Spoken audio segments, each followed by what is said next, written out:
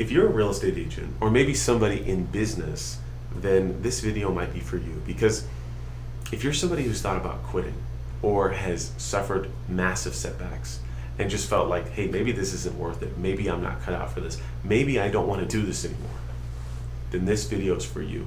I'm going to tell you a story, and by the end of that story, I think you'll have a lot of clarity and understanding of where you're at and where you want to go.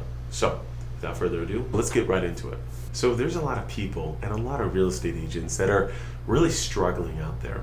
Either they don't have money, they don't have time, or they don't have both, which really sucks. And I've been all three of those people. I've not had money, I've not had time, and I've actually not had both, which is impressive when you think about how badly you need to mess up in order to be in that type of situation.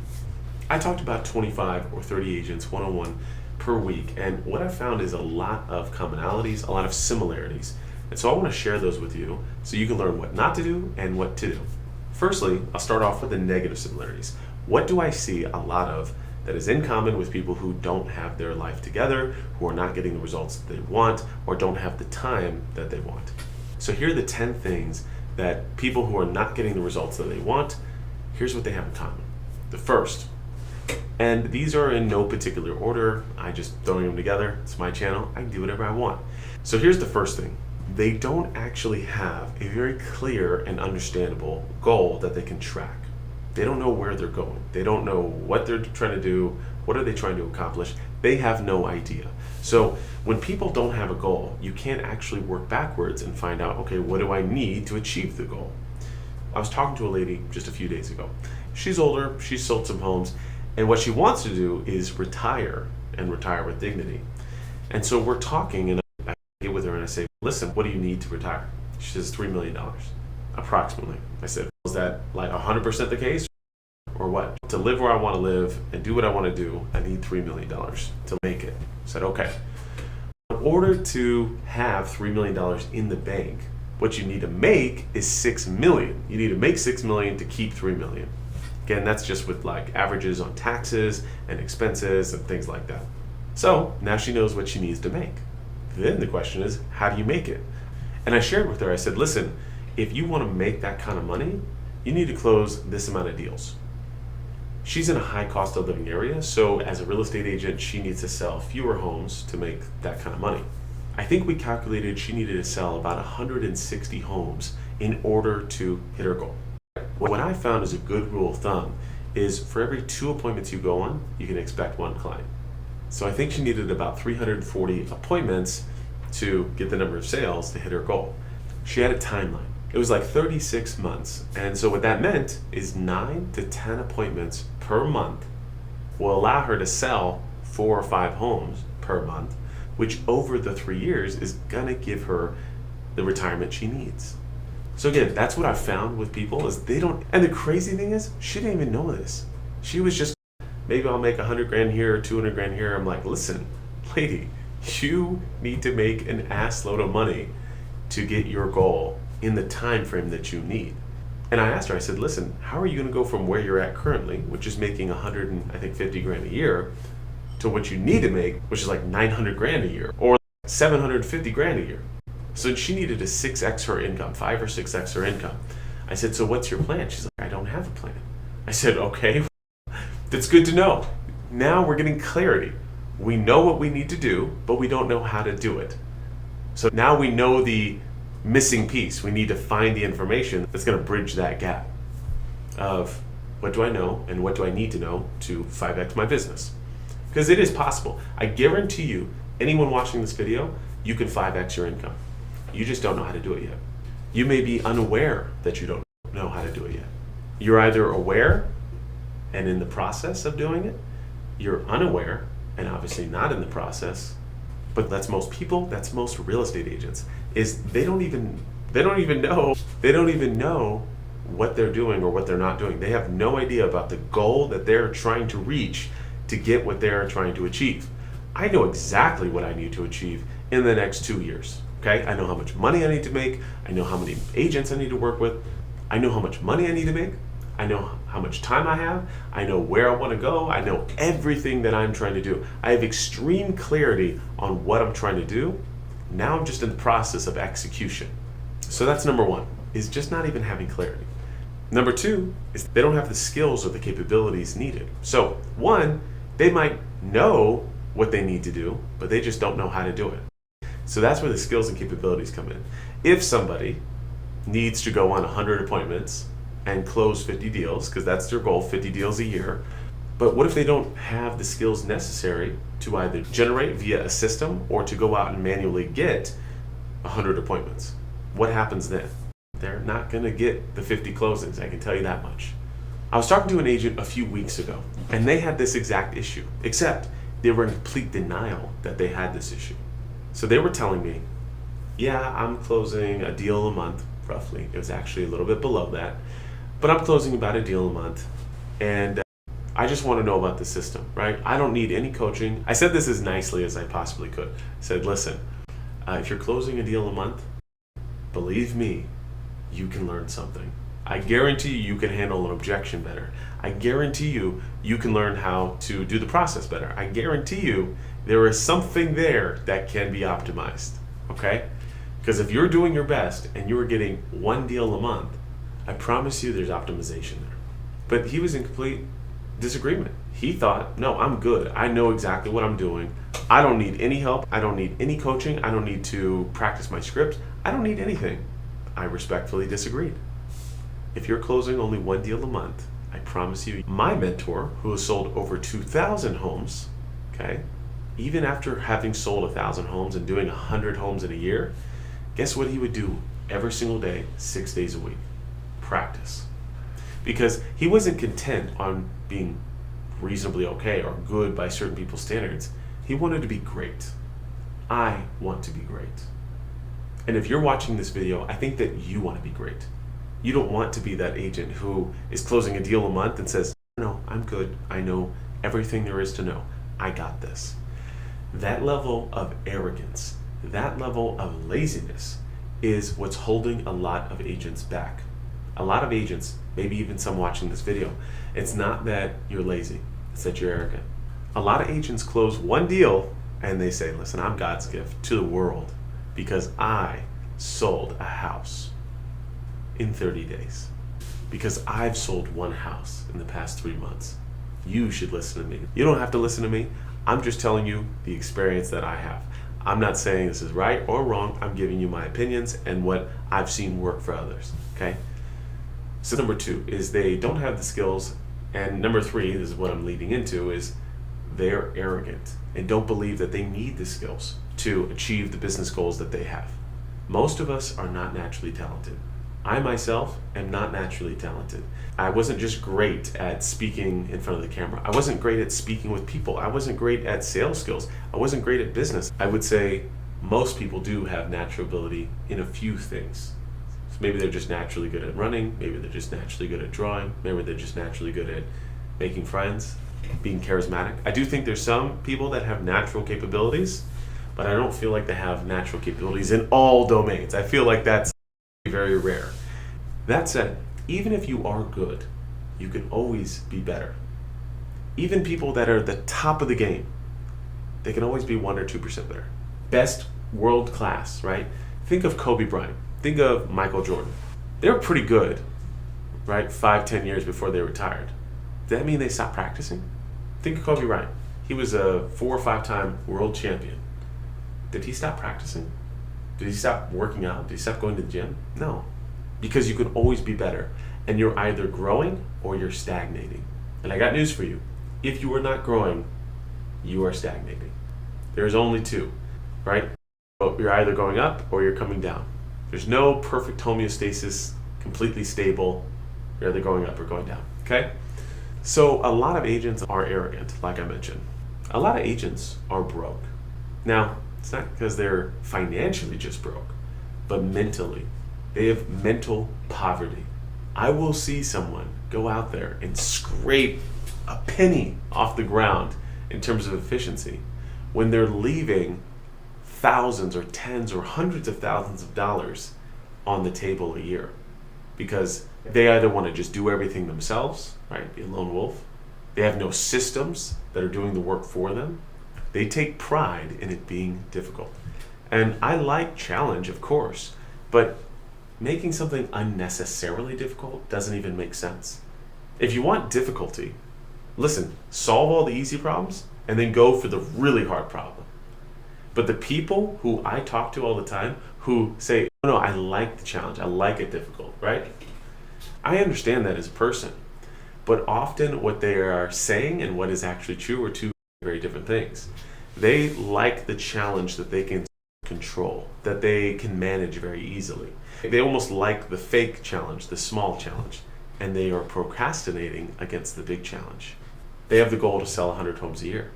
They're so stuck in the minutia of the busy work or the make work that they create for themselves that they're not even attacking the bigger problem, which is 100 deals a year or whatever it is, right? They don't follow a schedule.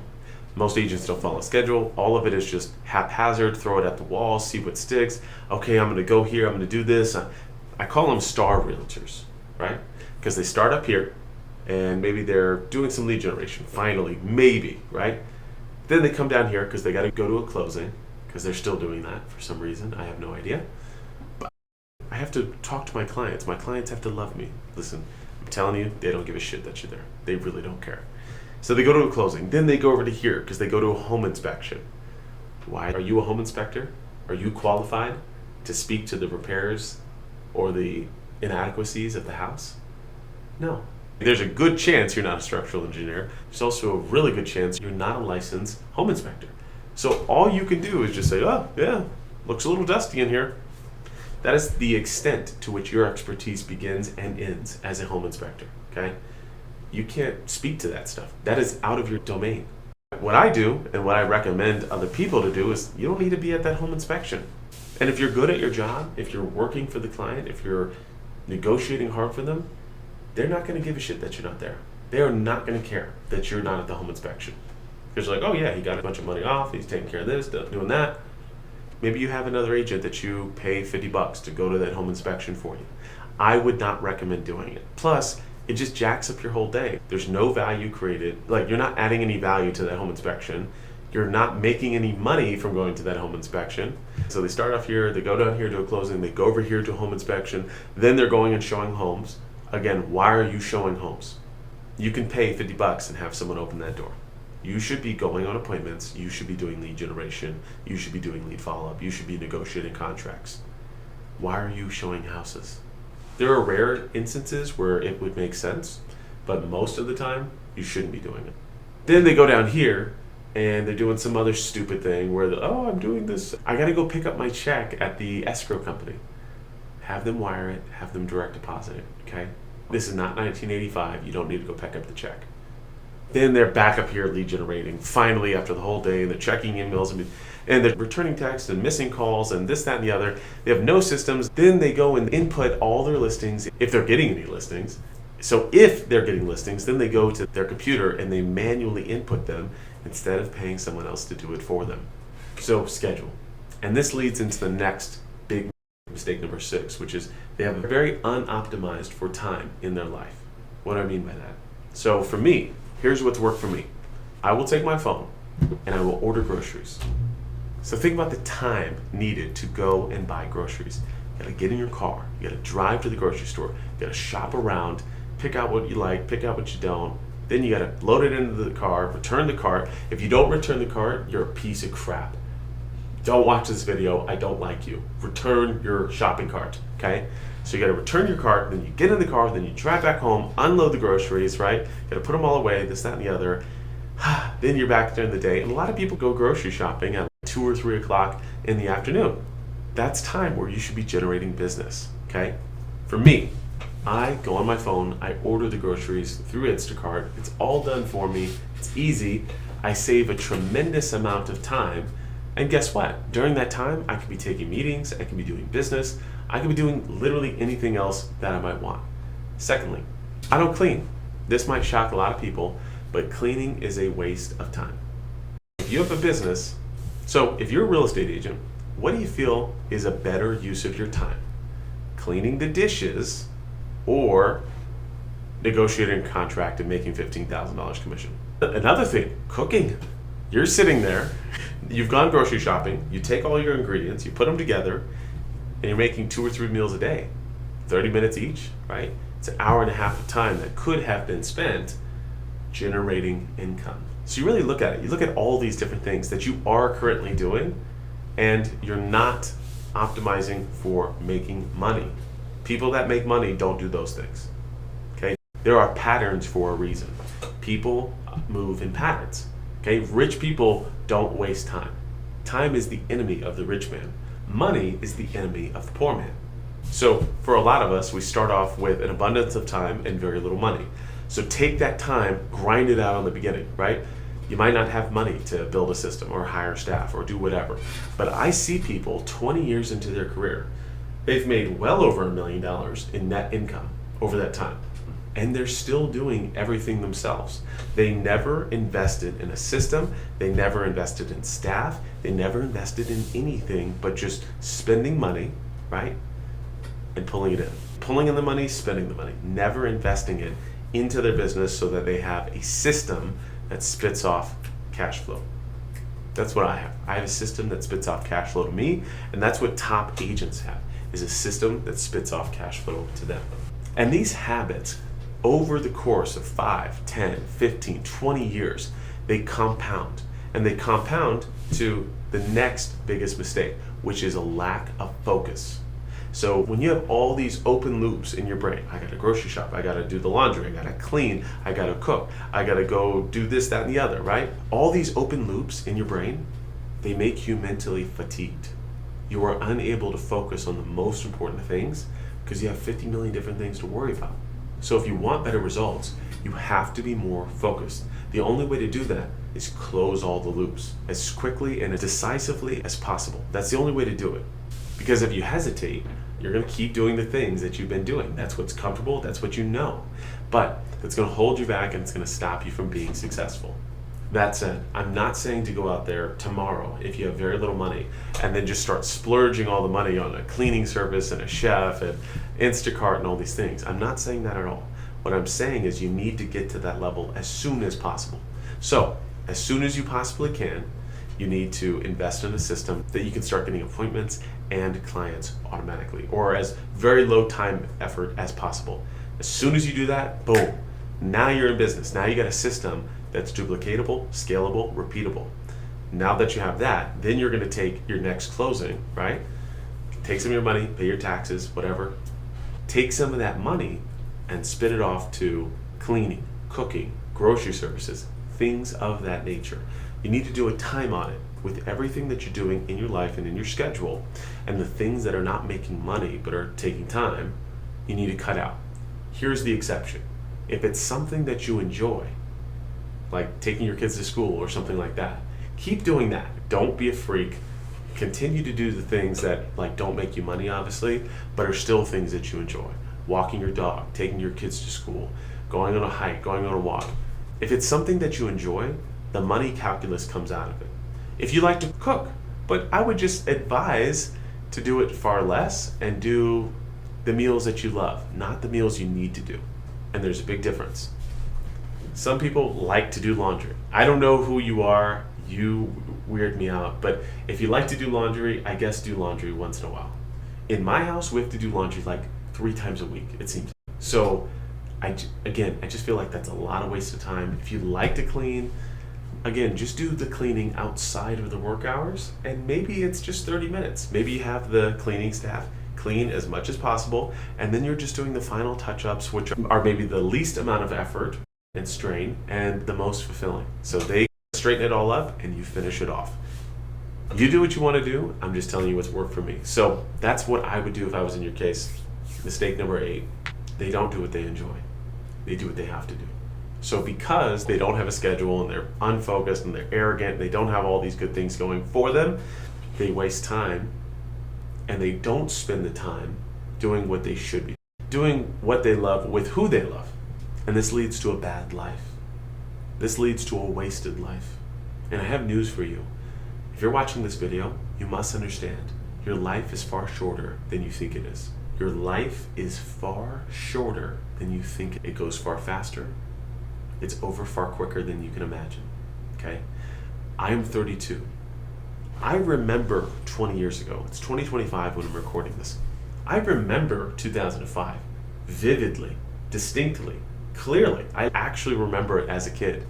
I remember things that were going on. I remember the movies that were coming out. I remember everything. The problem is, it's 20 years later, and it didn't take that long. It was a good amount of time, but it wasn't that long, especially the past 10 years. The past 10 years have evaporated. 2015 to 2025, I cannot tell you how quickly it felt like it went. If I think about it too much, it's genuinely a little frightening. How quickly 2015 to 2025 went. How quickly is 2025 to 2035? The next 10 years are going to go by far quicker than you can imagine. And if you are spending it doing stuff that you don't want to do, you are going to waste your life. I don't want that for you. I don't want you to waste your life. Now, like I said, I'm 32. In 20 years, I'll be 52. And I'm not saying life is over at that point, but listen, like, you're old. You're 52, you're old. And you're not young. You are not young anymore. And the decisions that you've made at 32, 42, whatever, 52, like, they are baked into the cake. And I'm not saying it's impossible for somebody at 52 to turn around their life and change things and make things different. But there will be a lot of things, like if you haven't taken care of your health, that's going to be there at 52. It's not going to be like, oh, someday it's going to be catching up to me. At 52, it will have caught up to you. If at 52, like, you wanted kids and you didn't have kids, like, you will be dealing with that. If at 52 you wanted to have certain relationships and you didn't, that'll be a thing, okay? If you had kids but you didn't look after them, it's going to be like, you will be dealing with the positive and negative consequences of your choices in your 20s and 30s substantially at 52. Just as an example, I'm throwing a year out there because, again, 2025 is today and 2045 is actually closer than you can imagine. It's pretty close. 2045. And when we get there, a lot of things are going to be a lot different. Ladies and gentlemen, you have so little time. I can't stress this enough. And so when people say, hey, you got 5 minutes to spare, or hey, just do this quick thing for me, or hey, it's a 5-hour drive, or a year, like, you can do anything for a year. I can do anything if it matters and it's going to really turn the tide or impact my life. Yeah, I can do that. If you're watching this video, I don't want you to wake up and regret your life. You really got to focus. You got to get clear on what you want. And this leads me to number 9.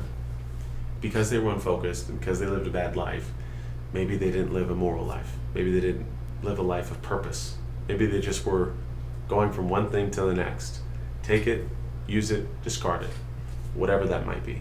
People, things, locations, relationships. And so I say all that to say that because they didn't live a good life, they're not going to live a just life. Because they don't live a just life, they're going to be very scattered. And again, I see this with people. I see it with people who buy and sell houses, like especially people that are selling houses that are older, and life just caught up to them way faster than they pictured. And it all happened way quicker than they expected. And it got away from them. Their house is in disrepair, their life is in disrepair, everyone around them has died, okay? And if you haven't set yourself up, like, you're gonna set yourself up in a negative way. So you gotta live a good life. And mistake number 10 is that they take this information that I've gone through in this video alone and they don't use it. They just say, oh, that was interesting. That was an interesting video. And they change nothing. Those are the 10 biggest mistakes.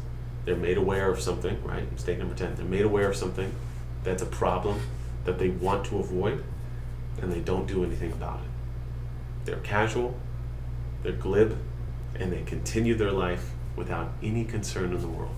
I don't recommend it. So if you're somebody who wants to avoid all of those major mistakes and go and change your life and make the positive changes you need to go and be successful, take all this advice, implement it into your life, and watch the positive changes for yourself. With that, I'll see you in the next video.